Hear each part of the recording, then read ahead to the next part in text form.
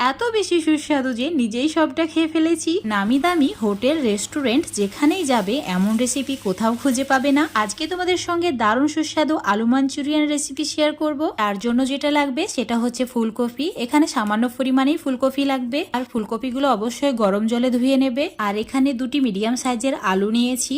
তোমরা এখানে আলুর পরিমাণটাও নিজেদের প্রয়োজন বুঝে বাড়িয়ে বা কমিয়ে নিতে পারো। একটা গ্রেটারের সাহায্যে গ্রেট করে নিতে হবে, তারপর জলে এইভাবে রেখে দিতে হবে যাতে স্টার্চটা সম্পূর্ণ বেরিয়ে যায়। আর একইভাবে ফুলকপির টুকরোগুলোকেও গ্রেট করে নিতে হবে। তো একদম ছোট যে ফুটোটা আছে সেটা দিয়ে গ্রেট করে নিয়েছি।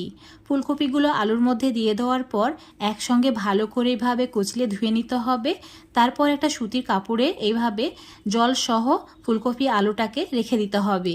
আর হাত দিয়ে একদম চিপে যতটা পারবে জল বের করে ফেলতে হবে। তো একদম চিপে চিপে সম্পূর্ণ জলটা বের করে নিচ্ছি। তোমরা এখানে যে কোনো নেট বা সুতির কাপড়